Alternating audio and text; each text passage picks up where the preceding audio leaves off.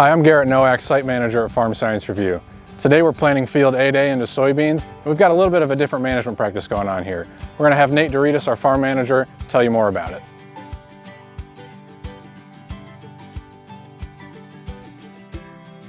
So what we've decided to do is to find a way to take the red acres and turn them green.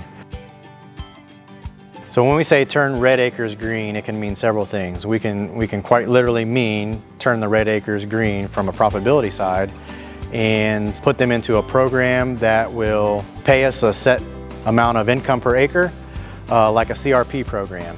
You don't bring every input and along with it every input cost into those areas, and you simply reduce the amount of cost that it takes you to get across those acres. For us, we take those acres and take them out of the corn or soybean planting over multiple years and take that 133 acre field and bring it down to now it's about 118 acre field with those acres that are not consistently producing a profit out of the standard crop production side. And that'll help us in a couple ways. The one that we like the most is that you have those acres that are consistently producing. It's a smaller amount of acres, which is gonna, at the end of the year, increase the total yield per acre that comes out of that field. So from a crop insurance side, that's a thing that can help you with your proven yields.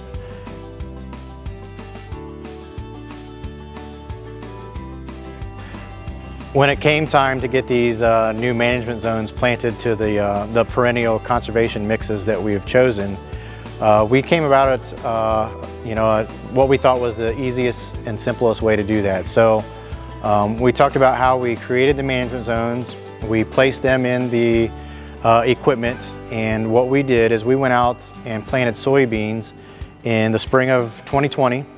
That soybean planter knew where the management zones, both polygons and the new field edge on the south side of the field, it knew where those were, so it just simply shut off its seed rows when it came to that, and it started seeding on the other side, which left us a bare soil blank.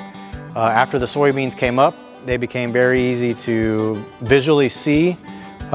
We took a different tractor and small seeder out there. We drove to those various polygon areas in early June, and we did some light tillage and then some seeding of those areas by just driving back and forth, and we seeded them in a couple different directions.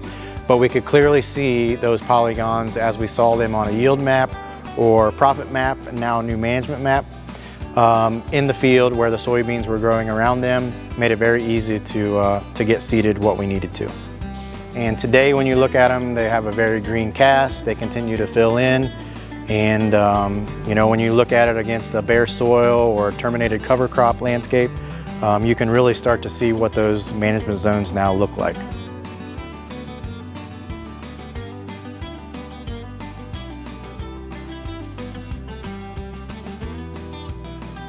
Our other partners, in this management practice include those equipment and technology providers like John Deere and our local dealer network here, AgPro.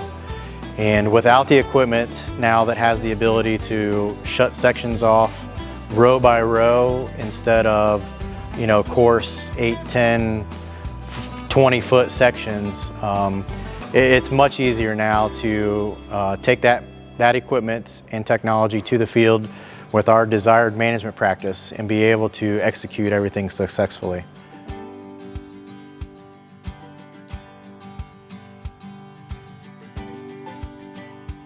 To see more content like this and the progression of this field, follow us along by clicking that subscribe button down below.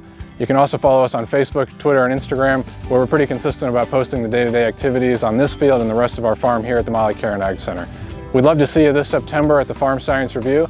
The dates are September 21st, 22nd, and 23rd, where you can see over 600 different exhibitors and educational programming from The Ohio State University, all about different types of agriculture and the farming lifestyle. We'll see you there.